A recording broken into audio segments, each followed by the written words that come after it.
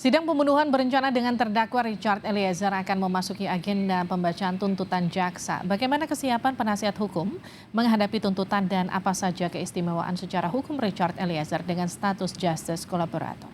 Kita bahas bersama dengan penasihat hukum Richard Eliezer, Roni Talapesi, bergabung juga pakar hukum pidana Jamin Ginting. Selamat malam Bang Roni, selamat malam Bang Jamin.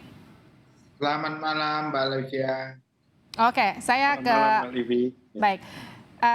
Saya ke Bang Roni dulu. Ini ada sejumlah hal yang terungkap mulai dari jarak tembak setelah pemeriksaan TKP kemarin, termasuk dugaan salah satu skenario Sambo yang salah saat menaruh senjata di tangan Yosua.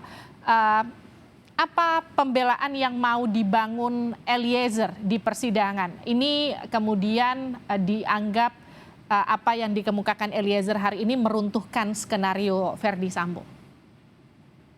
Iya Mbak Livi, sejak awal kan kita sudah melihat bahwa Richard Eliezer sebagai justice collaborator, dia menunjukkan sikap konsisten dan sikap kooperatif ya.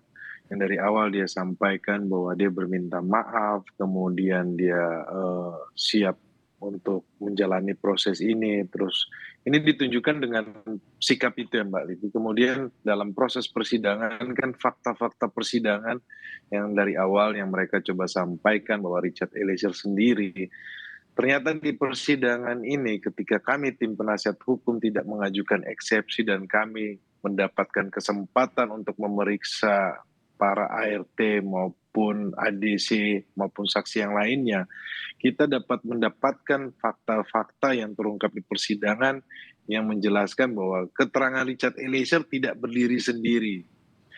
Saya pikir bahwa publik sudah mengetahui ya banyak hal gitu tentang swab, kemudian tentang lokasi isolasi mandiri, kemudian terkait dengan dijanjikan uang, itu kan juga ada Ricky Rizal Kuatmaruf juga sampaikan, juga terkait dengan membersihkan DNA Verdi Sambo di barang-barang yang almarhum Yosua, itu juga Ricky Rizal sampaikan. Jadi banyak hal sebenarnya Mbak Livi.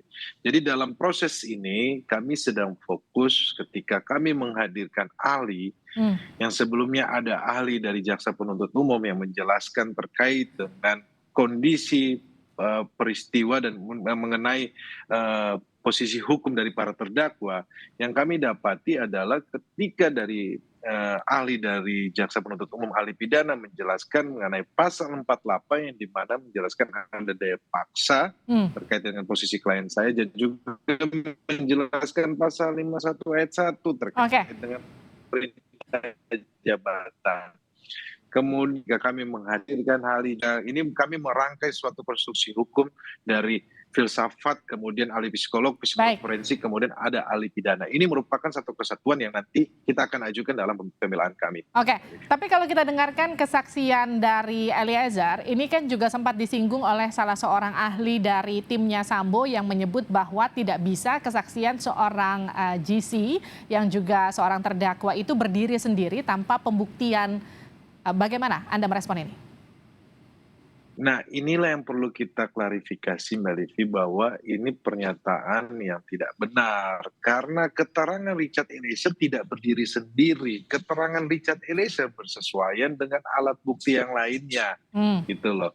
Terkait contohnya ya, yang tadi saya sudah ulang-ulang supaya publik ini jangan terkecoh lagi bahwa narasi bahwa Richard Eliezer sendiri, Tidak, Richard Eliezer berdiri, juga ada bukti keterangan saksi. Jadi ada bukti yang mendukung ya?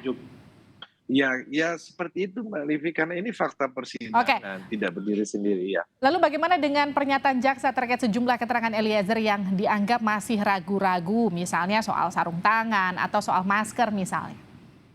Saya pikir itu bukan dalam rangka menjelaskan posisi secara ini ya, tetapi kalau kita menyimak persidangan tadi, saya merasakan bagaimana Richard Eliezer ini, karena ini hari ini orang tuanya perdana datang ke persidangan untuk memberikan dukungan. Jadi saya merasakan bagaimana perasaan sehingga dia tadi bukan ragu-ragu Mbak Livi, tetapi ketika itu berusaha untuk menahan sisi dari kesedihannya dia, kalau kita lihat bersama ya. ketika ditanyakan. Itu bukan ragu-ragu, tetapi dia ceritakan secara utuh. Terkait sarung tangan sudah jelas bahwa Romer juga sampaikan. Dia sampaikan bahwa sarung tangan itu ada di dalam rumah Duren 3. Kemudian Romer juga sampaikan ada sarung tangan di depan rumah Duren 3 ketika senjata HS jatuh. Itu sudah mendukung juga keterangan Richard Eliezer. Kemudian dari Kuatmaruf dan Ricky Rizal di dalam BAP-nya awalnya menjelaskan mereka melihat sarung tangan, tetapi mereka mencabut BAP berdasarkan mereka melihat CCTV yang menurut kami CCTV tersebut itu adalah CCTV yang di luar rumah Duren 3 yang tidak jelas. Jadi kami sudah tanyakan. Oke. Dan juga kemarin majelis hakim ketika hadir di Duren 3 sudah melihat posisi jarak berdiri para terdakwa. Jadi melihat posisi berdiri, kemudian melihat jarak tembak, kemudian melihat para terdakwa posisinya di mana. Ini kan sebenarnya sudah menggambarkan secara utuh, Mbak Livi.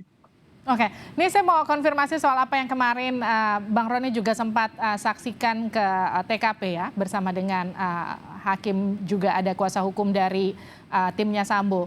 Ini kan ada pernyataan yang berseberangan. Kalau kita dengar pernyataan dari tim kuasa hukum Sambo menyebutkan Putri ada di kamar, kamarnya jauh dari lokasi penembakan, jaraknya, pintunya tertutup, jadi mungkin saja tidak mendengar, kurang lebih kira-kira seperti itu. Sementara ini berbeda dengan pernyataan Bang Roni kemarin di TKP yang kemudian diwawancarai. Bang Roni sempat menyatakan, koreksi saya kalau salah ya Bang, Abang sempat menyebut bahwa itu jaraknya sebetulnya berdekatan sehingga seharusnya tahu. Saya tidak tahu ya kalau pernyataan dari pengacaranya FS itu mungkin terkait dengan rumah saguling ya, di lantai 3.